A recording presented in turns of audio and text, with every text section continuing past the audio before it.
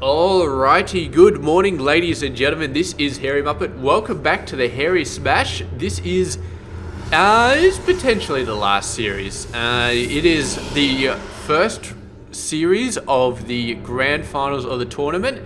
Up the top right side of the map, it is going to be Mr. Arthur.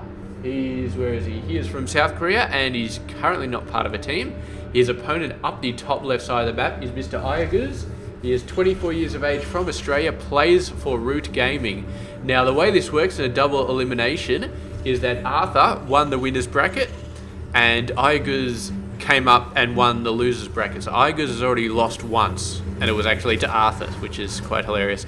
So if Iaguz wins this series, then they have to do another best of three, because that will have been Arthur's first series loss.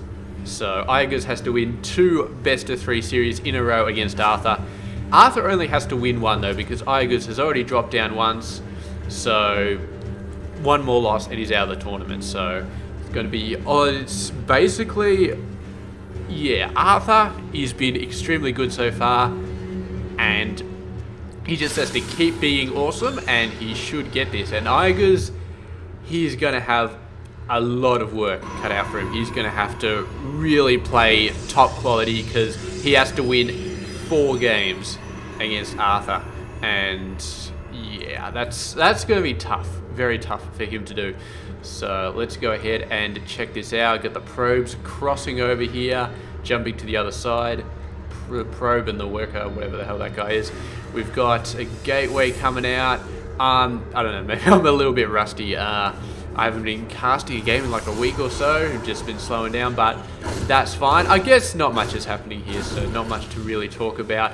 And it's been ages since we've cast these 2 guys having a go at each other. The last one was like a PvT Spear and Iaguz, so yeah, it's going to be interesting. We are seeing a very, very early command center coming out from Iaguz. This is not before barracks, but pretty soon after it, and he's going straight for another barracks there. So he's going for a whole bunch of barracks early in the game to protect his early expansion. And Arthur, let's see what he wants to do, because we know he likes to go for a lot of nice early gateway play and get a lot of stalkers out there, put a lot of pressure out there.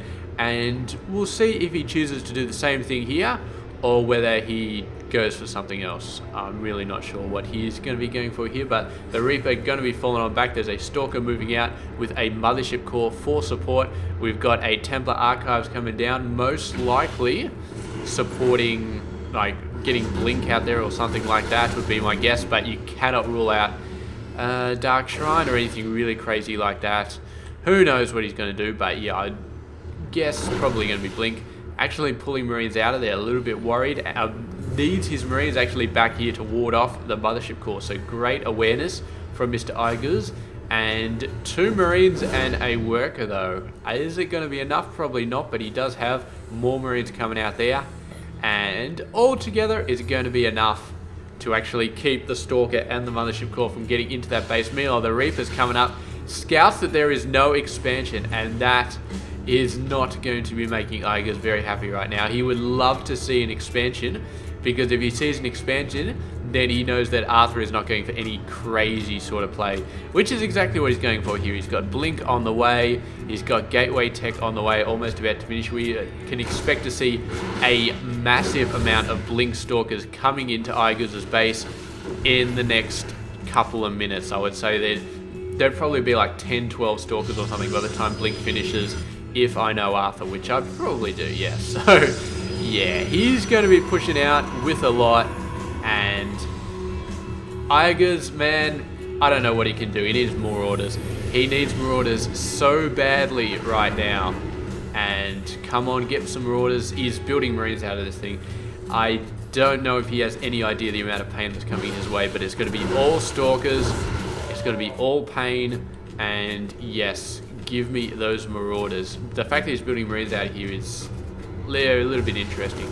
I suppose Marines are okay against Stalkers, but Marauders are just so much better than okay. I mean, they're good. They're like the counter to Stalkers. That's what they are for the Terrans. The Marauders are the counter for Stalkers.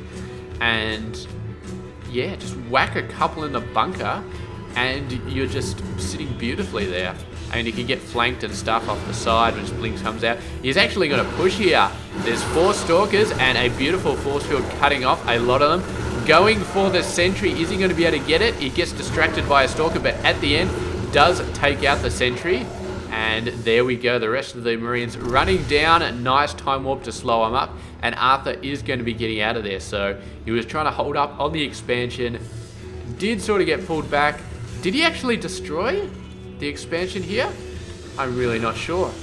I may have missed that completely because, yeah, suddenly there's just like no buildings there. I think what iaguz did is he saw the Stalkers all over the place and he pulled back. Because this is not his 3rd command center, this is his 2nd one. You don't get a 3rd command center at the 8-minute mark when you're facing a Protoss with 4 gateways. So this was his natural.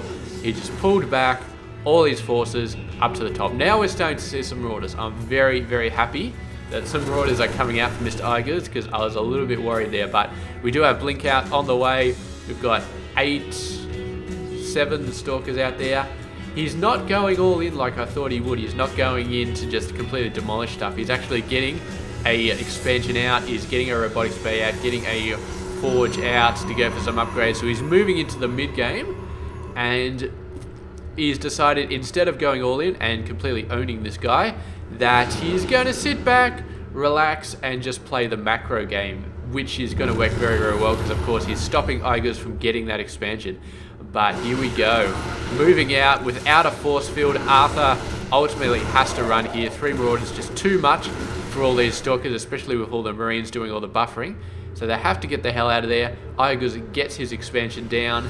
And he was, yeah, look at all these workers, man. That is a ton of workers that were mining on top of those 21. So he absolutely 100% needed to get that expansion back up and running. And now he has it. So he's in a nicer position than he was a couple of minutes ago. So we'll see exactly what goes on here.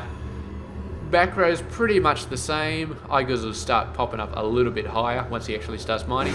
The Stalker's coming back in. It managed to snipe a medevac without losing too many Stalkers. That was a very, very ballsy attack. You would say it's stupid in most cases, but the fact that he managed to snipe the medevac, yeah, I mean, it just worked out for him. So, beautiful play. Now he's hoping to get another medevac. Oh, not quite able to get that one though, and he does have to run away. And iaguz now moving out across the map. He's got 3 medevacs, 1 at lowish health, and they're going to be doing a lot of healing. They're going to be doing a lot of lifting. And Arthur, I don't think he wants to be on the defensive at this point. He's racking up his Colossus. He's trying to get a whole bunch of units to just go and overwhelm iaguz's base. But Colossus, they're good on the attack. They're a bit iffy on the defense, because when you're on the defense, you get hit from a whole bunch of different points, and Colossus are a lot better at going into a single point and attacking a single army, where they might get their wish here. Look at these guys coming in. Some nice preemptive force fields being laid down, just in case iaguz decided he wanted to run up there. And I think it gave him enough time to get that 2nd Colossus out and ready. So now he is going to be beautiful. He's actually getting armor, which is interesting because his zealot count is very, very low. But now weapons are coming out. Beautiful force fields here. Very, very badly trapping half of those forces. And I don't know what iaguz expected, but I don't think he expected 2 Colossus to be out at this point. And yeah, those Colossus absolutely annihilated him, and the force fields definitely did not help. So iaguz had a beautiful little Triple M army, walked into a force field trap and a couple of Colossus, and just went downhill so fast it's not even funny. And that's it, game 1. So iaguz making a bit of a mistake there, not anticipating where Arthur would be, and he's on the edge of a knife's edge at the moment. He's fought so hard to get back into the winner's bracket, beating Spear 2-1 in an epic series of games, but now he's 1 game away from losing this entire tournament. All Arthur has to do is win 1 more game. So we're going to be checking out the next game to see if iaguz can get back into it, or if it's just Arthur's day. So I'll catch you guys in just a second.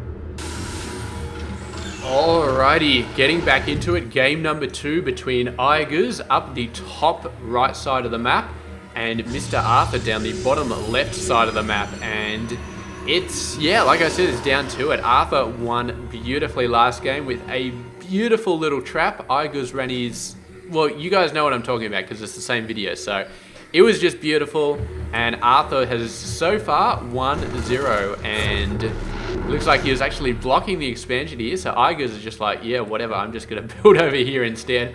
I can move it later. It will be fine. And that was extremely early, but this is what he did last game. So he got the barracks down and, yeah, just built the command center straight after it. So you can't really pylon block a Terran expansion, I think is what we've learned here. They just build it off to the side and then move it later. It's very easy. And here we go, Arthur actually changing it up a little bit, going for a pretty fast Nexus. Going off the cyber core, so not stupidly fast, but yeah, fairly fast. Definitely not what he did last game, so going for a little bit more of a relaxed approach. I suppose he doesn't have to go for the throat this time because he's 1-up, so he's got some time. He can play it a little bit less risky, I suppose. I don't know if it's risky to go for the throat, to go for that fast 4-gate, but I suppose it is, because if you go for it and it backfires and you can't get the expansion up, then yeah, you're kind of screwed economically long term. So getting the expansion out is definitely a safer approach, and he knows that iaguz loves to get out that early expansion. So it's a lot safer in the long term for Arthur to get this. So he can't do the crazy 4-gate or whatever the hell he likes to do, but he's still he's in a nice safe position, and I think that's where he wants to be in this game, a nice safe position. He is going for a robotics facility, and we'll see what he decides to get out there. So not going to be seeing anything crazy at this point. iaguz, yeah, is just getting out his expansion. He's moved it over, getting a couple of bunkers out there. So he's doing pretty much the same crap he did last game, and getting out an NG bay. I'm not sure if he got out a fast NG bay last time, but he is getting one this time, and that should be pretty awesome. Should be able to get weapons level 1 out nice and fast, or whatever the hell he decides to go for. Should be pretty sweet. And yeah, getting some missile turrets up. Missile turret is a very interesting touch. I'm not sure why he's doing that. Maybe he's worried about DTs, maybe he's worried about oracles, maybe he's worried about Arthur doing something crazy because he's 1-up. So you're 1-up and you think, alright, yeah, maybe you want to play it safe. If you're 1-up, maybe you want to go crazy and just trying to finish it. I don't know. Usually, I'd say most people just go crazy and just try and finish it. But then again, Arthur did the 4-gate sort of play in the first game, and I would say that's a lot crazier than what he's doing right now, which is getting the second bases, not building a lot of units. He is rushing for robotics bay for Colossus tech, and that is a little bit crazy because he's left himself open-ish as far as the units go. So if iaguz ran in with a ton of units, then Arthur might be in trouble. But then again, this play is actually pretty standard for most high-level professional Protoss players. This is not risky play. This is go for the Colossus as fast as you can and then start laying down some gateways. That's what they all do. So I don't know if I'd necessarily call this a risky play. iaguz is moving out. He's got a ton of Marines. They will not reach the Protoss base before the first Colossus comes out, and they're not even going to go for it. They're just clearing the watchtower there. Nice little Marine going around the side. Are we going to be seeing some drop action from iaguz? I would love to see some drop action, because I definitely feel like he can sort of tilt the game in his favor if he starts doing some drop action. We didn't see anything last game. We didn't really see him try and do anything last game. He just basically went straight for the throat. And yeah, kind of got caught off guard by what he found in Arthur's base. So yeah, this time he's not doing that. He's sort of sitting back a little bit more, just sort of getting map awareness, clearing some stuff out, making sure that a third base is going to be okay for when he moves something over there. Getting some dropships out now. I hope he does start doing some drops, because I think it would really work out for iaguz long term if we start to see some drops here. So here we go. The first Colossus is out. For Arthur, just started building the second one, moving out with a bunch of troops. Actually, might be going for some sort of attack pretty soon, a single Colossus attack, which is, yeah, it's interesting. I'm not sure how well that's going to work. It is going to work pretty well because there's a majority of Marines. The Marauders, I mean, he's got 2. Once he gets a few more of them, he can start to think about stimming and running in and sniping the Colossus. Maybe even with this many forces. If he gets a bit of luck and he gets the positioning right. No, it's 2 Colossus. I didn't realize he had 2 Colossus out there. Okay, that's gonna be game over, I think. I don't know what iaguz can do against 2 Colossus. He's gonna have to fall back and there we go, sending the workers out. He's gonna be repairing this bunker, hoping to snipe the Colossus with these guys. No, are they gonna do it? Are they gonna try? Oh, it's just a massive pile of crap going on here. The force fields everywhere, the Colossus going in. Yeah, he may have been able to snipe one of those Colossus if he got very, very lucky, but I don't think he was going to be able to snipe both. And that's it, man. Arthur just rolled over him right there. Just 2 Colossus, just boom, rolled over him and won the tournament. So there we go. The tournament has been won by Mr. Arthur in an extremely, extremely decisive fashion. And Arthur, actually, I'm looking back here, and I think he only lost 2 games this entire tournament. So he lost one to Frustration in the very first round of 16, and then he lost one to iaguz in the semi-finals of the winners bracket. But that's it. Other than that, he's just been beating everybody. And yeah, iaguz hasn't lost too many either, actually. I think he's lost 5 games total, and 4 of them were to Arthur. And then 1 to Spear. So, yeah, both players absolutely dominating this tournament, but Arthur was just dominating that little bit more. So, there we go. Comes out with the victory, and absolutely beautiful stuff. I can't remember exactly, but I think the winner won $600 Australian in this tournament. The runner-up won like 300 or 200 or something like that. So, very, very awesome tournament. Very happy to have held it. And yes, not too many more tournaments going on, unfortunately. As you know, when I did my whatchamacallit, I did an update video to say, yes, I'm not going to be doing too many tournaments anymore. But who knows? Who knows what's going to happen in the future? We may do something else. I'm a little bit confused, actually. All right, this guy's building a worker, this guy's building a worker, this guy's building a command center. He's got another command center building somewhere else. I'm really not sure what's going on here. He's got like 2 commands. I think that's just a bug, so we're not going to worry about it. Anyway, that's it. Game done. Thank you very much for watching, and stay tuned. We'll be doing some Masters games next week, I suppose, and maybe some ladder games. I don't know. I haven't played ladder in ages, so I'm probably going to suck at it, but we'll see how it goes. So anyway, thank you very much for watching this game. I hope you enjoyed the tournament as a whole, and I will catch you guys when I catch you. So catch you guys later.